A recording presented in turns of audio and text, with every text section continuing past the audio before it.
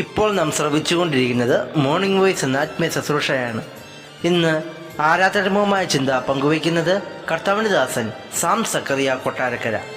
പാർത്തലത്തിൽ പരിശ്രയമായി, പാർത്തലത്തിൽ പരിശ്രയമായി, പാരിൽ വന്ന നാഥനെ, മമ ജീവനെ മഹേശനെ, സ്തോത്രം ശ്രീമനുവേലനെ, മമ ജീവനെ മഹേശനെ, സ്തോത്രം ശ്രീമനുവേലനെ, മമ ജീവനെ മഹേശനെ. കർത്താവിൽ പ്രിയരെ, മോർണിംഗ് വോയിസിലൂടെ നമുക്ക് ദൈവത്തിന്റെ മാറ്റമില്ലാത്ത വചനം ശ്രദ്ധിക്കുവാൻ ലഭിച്ച ഈ നല്ല അവസരത്തിനായി ദൈവത്തിന് സ്തോത്രം ചെയ്യുന്ന ഒരു കർത്തൃ ദിവസം കൂടെ ദൈവം നമുക്ക് ദാനമായി നൽകിയല്ലോ. ന്യായാധിപന്മാരുടെ പുസ്തകം 6-ാം അധ്യായം 23-24 വാക്യങ്ങളാണ് ഇന്നത്തെ കർത്തൃദിന ചിന്തയ്ക്ക് ആധാരം.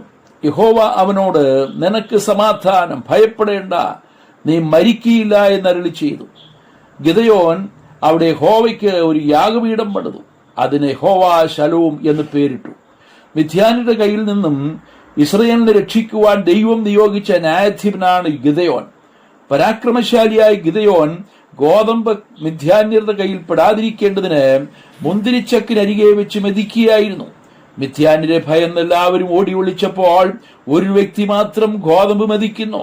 ദൈവത്തിന്റെ നിയോഗം ലഭിച്ച ഗിദെയോൻ ആ നിലയിൽ ഇസ്രായേലിനെ സംരക്ഷിക്കുവാൻ ഒരുക്കപ്പെടുകയായിരുന്നു. ഗിദെയോന് അത് മനസ്സിലാക്കുവാൻ സമയം വേണ്ടി വന്നു. ദൈവം ഗിദെയോന് ഉറപ്പുകൊടുത്തു, യഹോവ നിന്നോട് കൂടെയുണ്ട്.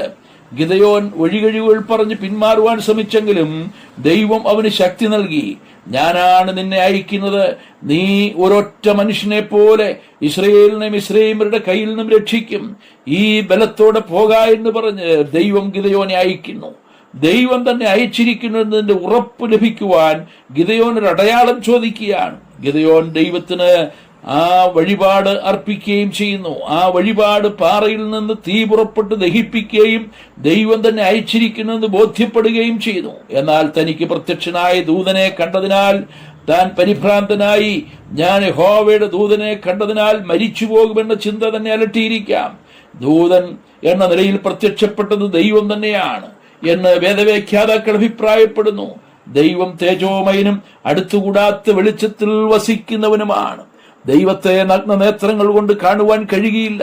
യോഹന്നാന്റെ സുവിശേഷം 1-ാം അധ്യായം 18-ാം വാക്യത്തിൽ അപ്രകാരം പറയുന്നു, ദൈവത്തെ ആരും ഒരു നാളും കണ്ടിട്ടില്ല. പിതാവിന്റെ മടിയിലിരിക്കുന്ന ഏകജാതനായ പുത്രൻ ദൈവത്തെ വെളിപ്പെടുത്തിയിരിക്കുന്നു. അതുകൊണ്ടാണ് ദൈവത്തെ വെളിപ്പെടുത്തുവാൻ തന്റെ ഏകജാതനായ പുത്രൻ ജഡമെടുത്ത് ഭൂമിയിൽ വന്നത്. ദൈവം ജഡത്തിൽ വെളിപ്പെട്ടത് യേശുക്രിസ്തുവിലൂടെയാണ്. നാം ആരും ദൈവത്തെ കണ്ടിട്ടില്ലെങ്കിലും കാണാൻ കഴിയുകയില്ലെങ്കിലും ക്രിസ്തുവിലൂടെ ദൈവത്തെ വെളിപ്പെടുത്തിയിരിക്കുന്നു. പക്ഷേ ക്രിസ്തുവിന്റെ പ്രത്യക്ഷതയായിരിക്കാം ഗിദെയോനുണ്ടായത്. ദൂതൻ പ്രത്യക്ഷപ്പെട്ട് പറയുന്ന വാക്കുകൾ പ്രത്യേകം ശ്രദ്ധേയമാണ്. നിനക്ക് സമാധാനം. അതെ, ദൈവം ഗിദെയോനോട് പറയുകയാണ്, നിനക്ക് സമാധാനം. നമുക്കും ലഭിക്കേണ്ട ദൈവിക സന്ദേശം ഇതാണ്. പാപം ചെയ്ത് ദൈവത്തിൽ നകന്നുപോയ മനുഷ്യൻ സമാധാനമില്ലാത്തവനാണ്. എന്നാൽ കർത്താവ് നമ്മോട് പറയുന്നു, നിനക്ക് സമാധാനം. ഞാൻ എന്റെ സമാധാനം നിങ്ങൾക്ക് തന്നേച്ചു പോകുന്നു. അത് ലോകം തരുന്നത് പോലെയല്ല. ലോകം തരുന്ന സമാധാനം താൽക്കാലികമാണ്. പാപമാണ് നമ്മുടെ സമാധാനമില്ലായ്മയ്ക്ക് കാരണം. പാപം നമ്മെ ഭയമുള്ളവരാക്കി. ഏദൻ തോട്ടത്തിൽ ദൈവത്തോടുള്ള സഹിത്വത്തിൽ കഴിഞ്ഞിരുന്നപ്പോൾ ആദമിനും ഹവ്വയ്ക്കും ഭയമില്ലായിരുന്നു. പാപം ചെയ്തപ്പോൾ ഭയവും അസമാധാനവും അവരിൽ കളിയാടി. എന്നാൽ ദൈവം പറയുന്നു, നീ മരിക്കയില്ല, നിനക്ക് സമാധാനം. ഈ കർത്തൃ ദിവസത്തിൽ നമുക്ക് ലഭിക്കുന്ന സന്ദേശവും ഇത് തന്നെയാണ്. ദൈവസന്നിധിയിൽ ഭയം കൂടാതെ അടുത്തു വരുവാൻ കഴിയാത്ത പാപികളായിരുന്നു നാം. നമ്മുടെ അകൃത്യങ്ങളാണ് നമ്മെ ദൈവത്തിൽ നിന്ന് അകറ്റിയിരുന്നത്.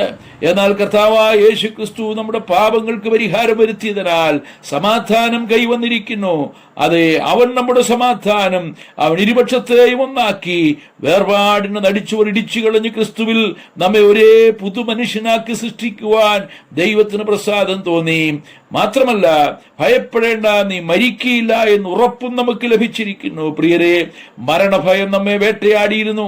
പാപത്തിന്റെ ശമ്പളം മരണമത്രേ, പാപം ചെയ്യുന്ന ദേഹി മരിക്കും. ഇതായിരുന്നു നമുക്ക് മേലുണ്ടായിരുന്ന കൈയെഴുത്ത്. എന്നാൽ ആ കൈയെഴുത്ത് ക്രിസ്തുവിൽ മായ്ക്കപ്പെട്ടു. ക്രൂശിൽ ആ കൈയെഴുത്ത് മായ്ച്ചു കളഞ്ഞു. കർത്താവ് നമ്മുടെ പാപത്തിന്റെ ശിക്ഷ ഏറ്റെടുത്തതിനാൽ രണ്ടാം മരണമായ തീപ്പൊയ്കയിൽ നിന്നും നമുക്ക് വിടുതൽ ലഭിച്ചിരിക്കുന്നു.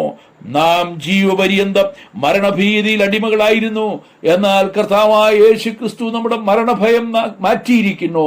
നമ്മെ നിത്യമായ മരണത്തിൽ നിന്നും വിടുവിക്കുവാൻ നാം അനുഭവിക്കേണ്ട നരകയാതന കർത്താവ് നമുക്ക് വേണ്ടി കാൽവറിയിലെ ക്രൂശിൽ അനുഭവിച്ചു. അവനെ തകർത്ത് കളവാൻ യഹോവയ്ക്ക് ഇഷ്ടം തോന്നി.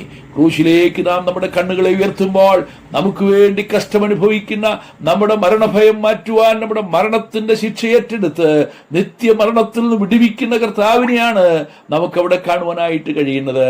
പ്രിയരേ, ഈ കർത്ത ദിവസത്തിൽ നമ്മുടെ മരണഭയം മാറ്റിയതിനാൽ നമുക്ക് ശാശ്വതമായ സമാധാനം, ദിവ്യമായ സമാധാനം, നിത്യമായ സമാധാനം കർത്താവായ യേശു ക്രിസ്തുവിലൂടെ നമുക്ക് ലഭിച്ചതിനാൽ നമുക്ക് ദൈവത്തിന് സ്തോത്രം ചെയ്യാം. ഈ കർത്ത ദിവസത്തിൽ നമ്മുടെ കർത്താവ് നമ്മെ സ്നേഹിച്ച മഹാസ്നേഹത്തെ ഓർത്തുകൊണ്ട്, നമുക്ക് വേണ്ടി കർത്താവ് അനുഭവിച്ച വ്യഥകളെയും പങ്കപ്പാടുകളെയും ഓർത്തുകൊണ്ട്, നമുക്ക് വേണ്ടി അല്പസമയത്തേക്ക് കഷ്ടമനുഭവിച്ചവനെങ്കിലും മരണത്തിന്റെ അധികാരിയായ പിശാചിനെ തന്റെ മരണത്താൽ നീക്കി ജീവപര്യന്തം മരണഭീതിയിൽ അടിമകളായി നമ്മയൊക്കെയായി വിടുവിച്ചതിനാൽ, നമ്മെ ദൈവത്തോട് നിരപ്പിച്ചതിനാൽ, സ്വർഗീയമായ സമാധാനം നമ്മുടെ ഹൃദയങ്ങളിൽ നൽകിയതിനാൽ നമുക്ക് ദൈവത്തിന് സ്തോത്രം ചെയ്യാം.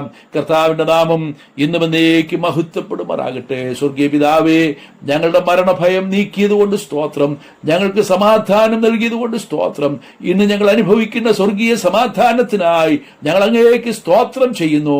ഞങ്ങളുടെ കർത്താവ് ഞങ്ങൾക്ക് വേണ്ടി കഷ്ടമനുഭവിച്ചതിനാൽ, ഞങ്ങളുടെ മരണം അവിടുന്ന് ഏറ്റെടുത്ത് ഞങ്ങൾക്ക് വേണ്ടി കാൽവറിയിൽ യാഗമായി തീർന്നതിനാൽ, ഞങ്ങളുടെ മേലുണ്ടായിരുന്ന കൈയെഴുത്ത് അവിടുന്ന് മായ്ച്ചു കളഞ്ഞതിനാൽ, കർത്താവെ, ഞങ്ങൾ അങ്ങേക്ക് എല്ലാ മഹത്വം അർപ്പിക്കുന്നു.